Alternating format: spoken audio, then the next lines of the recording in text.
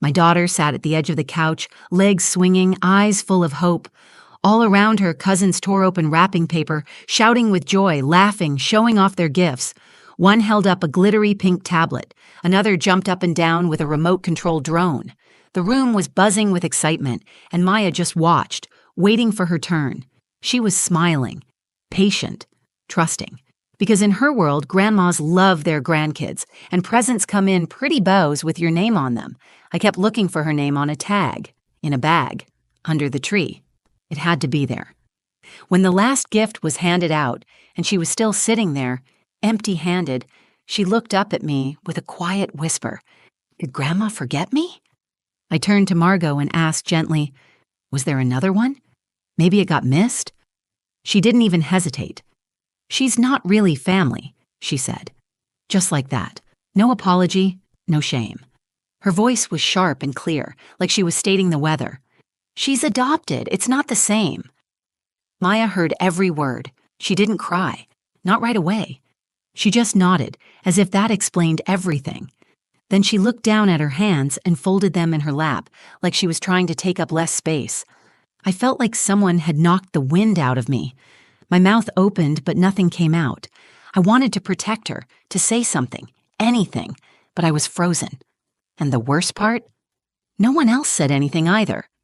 Cousins glanced at each other. My sister-in-law looked away. Caleb sat beside me, jaw clenched, eyes locked on his mother. But even he didn't speak. We stayed for dinner. We went through the motions. Maya never brought it up again. That night, back at the guest room, Caleb opened the drawer of his suitcase and pulled out a manila folder. He looked at me and said, I brought it in case she did something like this. I was hoping I wouldn't need it. He left the house alone just after midnight with that folder in his hand. I didn't ask what was inside. I didn't have to. Whatever he said to her, whatever she read in that envelope, she didn't laugh the next morning. And she never called Maya not family again. This happened last Christmas. It was supposed to be one of those big family gatherings where everything looks picture perfect. Fireplace crackling, matching pajamas, cider on the stove, kids running around the house like it's a playground. Margot, my mother-in-law, goes all out. She has this Pinterest board kind of holiday style. She's the type who sets out cloth napkins folded into trees and names each cheese on the platter with a little chalkboard stick. She's also the type of woman who believes in how things should be. I've been married to her son Caleb for 10 years. We met in college, and from day one, he was this calm, thoughtful, quietly intense kind of guy. He's never been the loudest person in the room, but he's always been the one who listens the closest. He's the one who knows what you need before you say it. When I fell in love with him, I also fell in love with the idea of building a family with someone who actually understood what love was supposed to look like. It wasn't easy for us. We struggled to have kids for years, 4 miscarriages, 2 failed IVF cycles, a lot of late nights just holding each other in the dark, not saying anything because there was nothing left to say. Eventually, we started talking about adoption. It wasn't our plan B. It became our best decision. We found Maya through a local agency. She was 5 when we met her. I still remember the first time she held my hand. She didn't say a word. She just slipped her tiny fingers into mine while we walked through the park, and I knew this was it. This was my daughter. Maya is light in every room she walks into. She loves painting, especially animals. She names the squirrels in our backyard. She laughs at her own jokes even when nobody else gets them. She's gentle, kind, and so deeply thoughtful it hurts sometimes. From the day she came home, Caleb was dad. Not stepdad, not foster dad, just dad. She started calling me mom on her own one night while I was brushing her hair. I didn't even correct her. I just cried. We never treated her like she was anything but ours. But that doesn't mean everyone else followed suit. Margot was polite when we introduced Maya. Cold, but polite. She didn't say anything cruel, not at first, but she never really saw her. She didn't learn her favorite colors. She didn't ask her questions. She didn't make the same effort she did with our nieces and nephews. Still, I told myself she'd come around. I wanted to believe she just needed time. Caleb was more cautious. He knew his mother better than I did, and he didn't expect much. But he gave her the benefit of the doubt, for Maya's sake. So when Margot invited the whole family to her house for Christmas that year, we accepted. We packed up the car, loaded presents and snacks, and drove 6 hours to North Carolina. Maya was buzzing with excitement. She made cards for every cousin. She couldn't wait to see the big tree Margot always put up in the foyer. She even brought her favorite dress because she wanted to look grown up. I remember looking at her in the back seat, singing along to Christmas music, holding her teddy bear, and I remember thinking, this year will be different. This year she'll feel it. She'll feel like she belongs. The house was full of noise and warmth when we arrived. Siblings, cousins, pets. Maya ran straight into the chaos like she was home. I saw her hug Margot. I saw Margot pat her on the head like she would a neighbor's kid, not unkind, but distant. Still, I smiled. I held on to hope. Maybe it was just awkwardness. Maybe love doesn't come naturally for everyone, but that doesn't mean it won't come eventually. I helped with dinner. Caleb played with the kids. Maya helped pass out cookies shaped like reindeer. Everything looked right. Everything felt almost normal. Until the next morning. Until the gifts. Until my daughter sat in a circle of children opening presents, watching them unwrap joy, while her own hands stayed empty. And everything I had been hoping for shattered right in front of me. We'd finished breakfast and all the kids were buzzing because it was gift time. At Margot's house, that wasn't just a thing, it was the thing. She made a whole event of it. She stacked the presents under the 12-foot tree in color-coded wrapping paper, had the kids sit in a circle, and passed out the gifts one by one while everyone watched. Maya was practically bouncing with excitement. She kept looking toward the tree, then back at me, whispering, "I think mine's the purple one with the snowman on it." I smiled and nodded, even though I hadn't seen her name on any of the tags.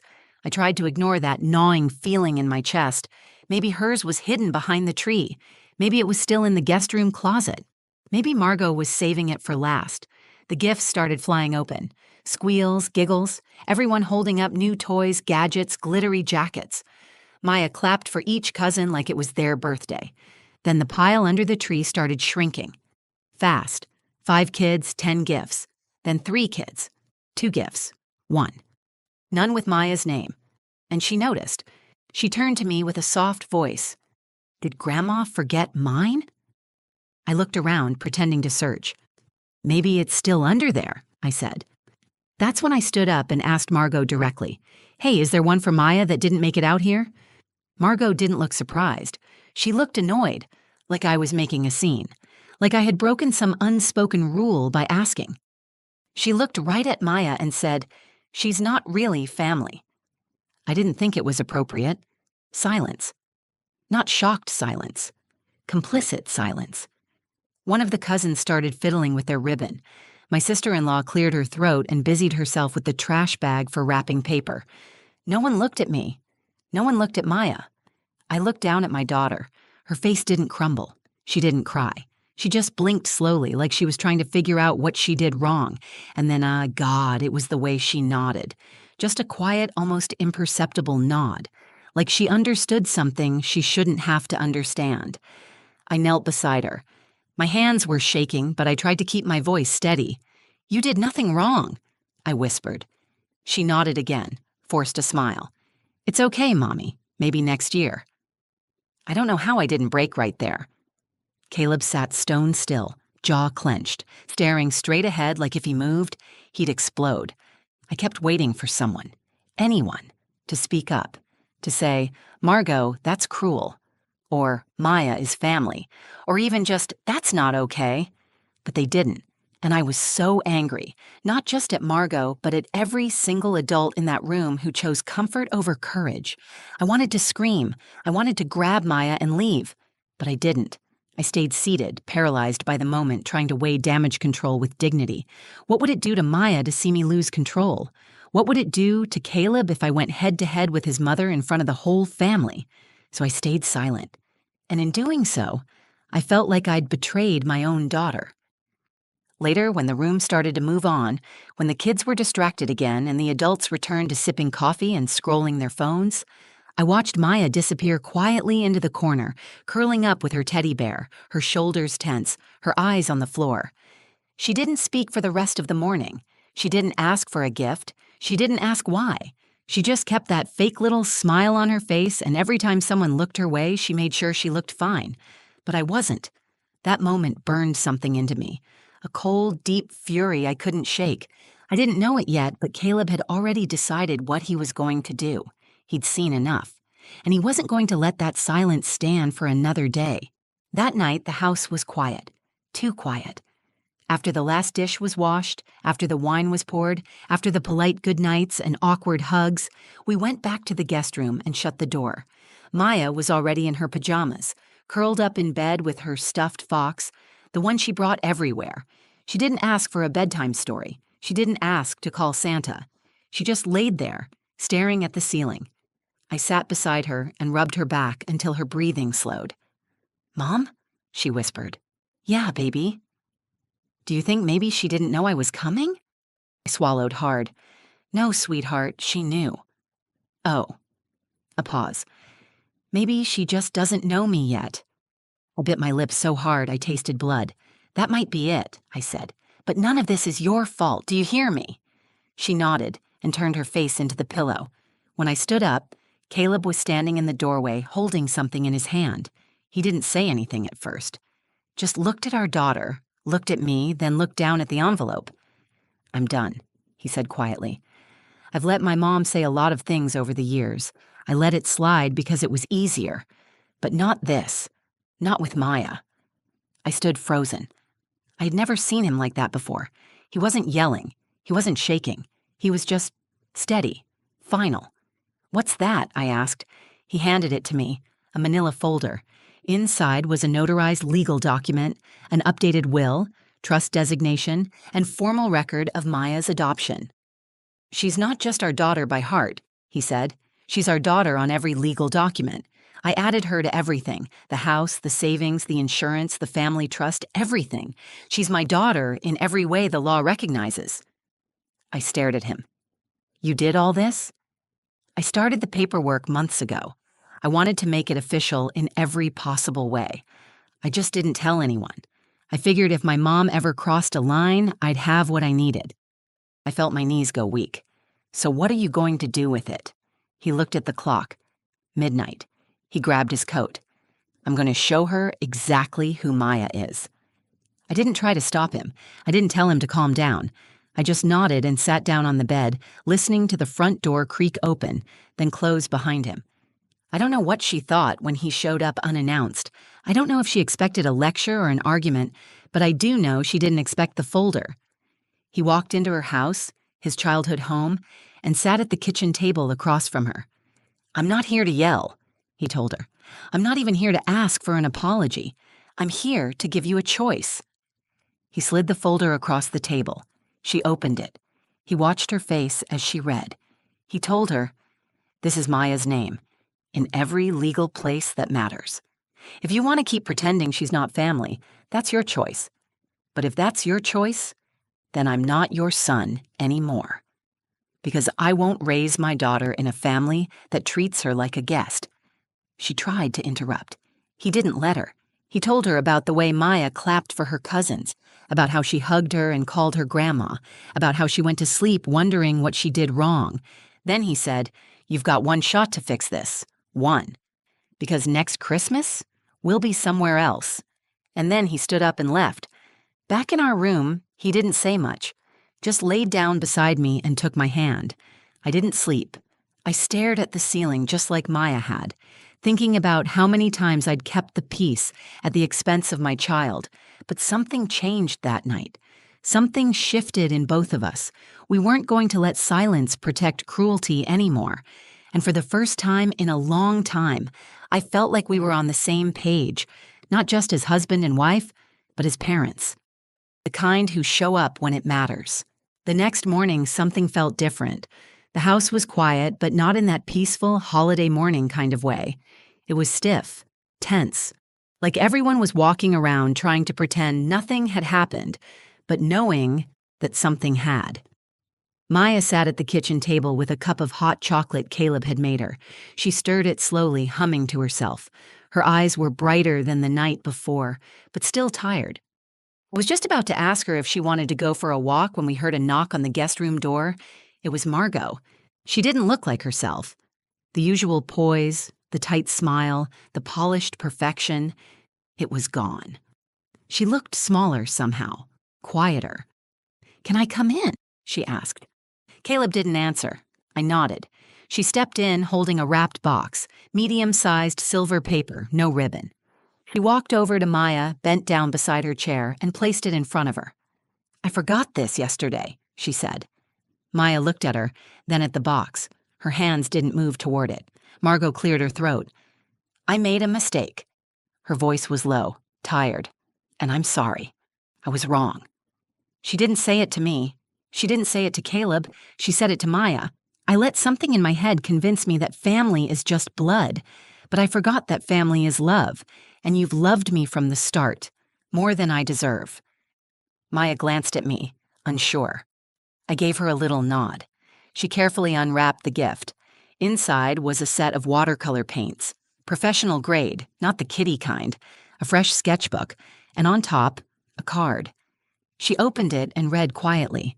Her lips moved, but I couldn't hear the words. Then she looked at Margot. "You want me to draw you something?" Margot's eyes filled with tears. "I'd like that very much." Maya nodded. "Okay." No smile, no dramatic reunion, just a simple okay. But that okay meant everything. After Margot left the room, I turned to Caleb. He didn't look smug. He didn't say, "I told you so." He just let out a long breath and sat down beside me. "You think it'll last?" I asked. He shrugged. "I don't know, but it's a start." That night, before bed, Maya drew something in her new sketchbook, a little girl holding hands with two taller figures, a man and a woman.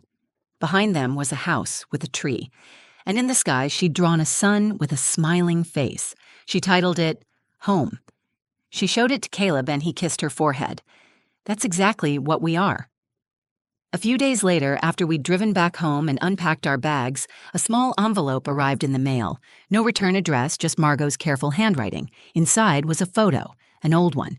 Caleb at 5 years old holding his mother's hand.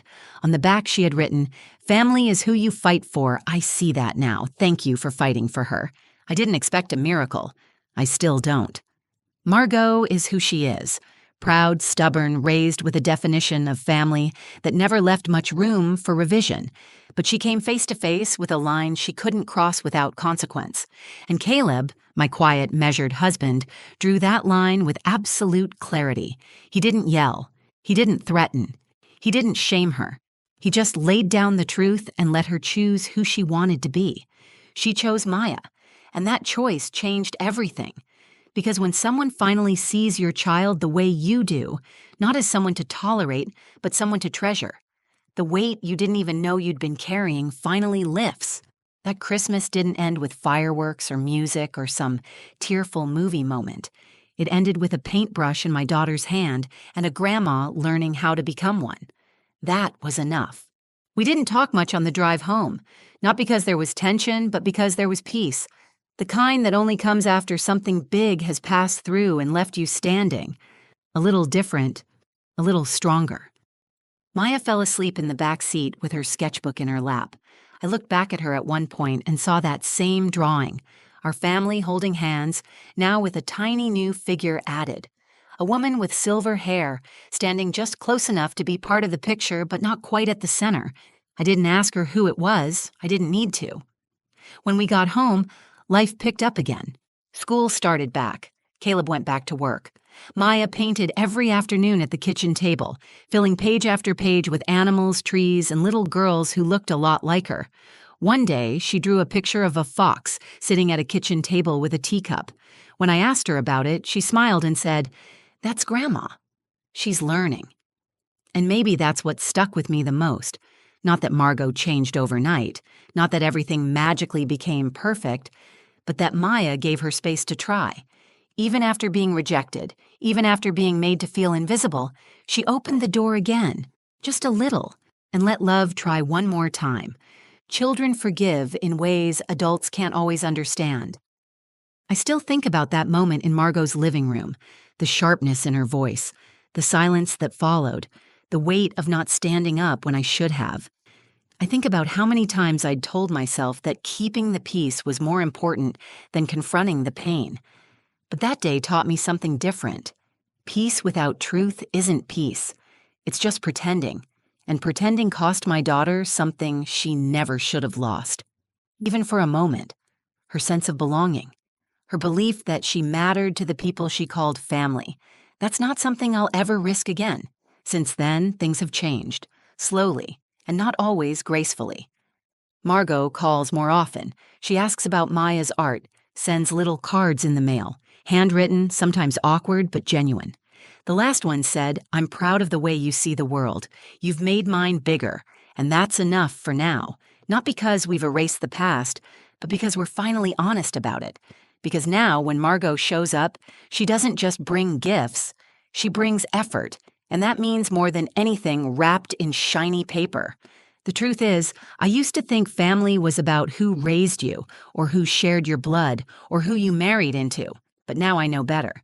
Family is who shows up when it's hard, who looks at you fully and says, "You belong to me." No conditions, no exceptions. And sometimes it takes a line being drawn in the quietest, clearest way for people to finally see what's right in front of them. My husband didn't raise his voice. He raised his daughter. He reminded me that action is love, that silence can be just as loud as cruelty, and that sometimes speaking up doesn't mean yelling. It means standing still and holding the truth in your hands without flinching. And Maya? She reminded me that even after someone hurts you, you can choose grace, not for them, but for yourself. Because knowing you belong shouldn't be earned. It should be felt. And now Maya feels it, not just from us, but even finally from her grandmother.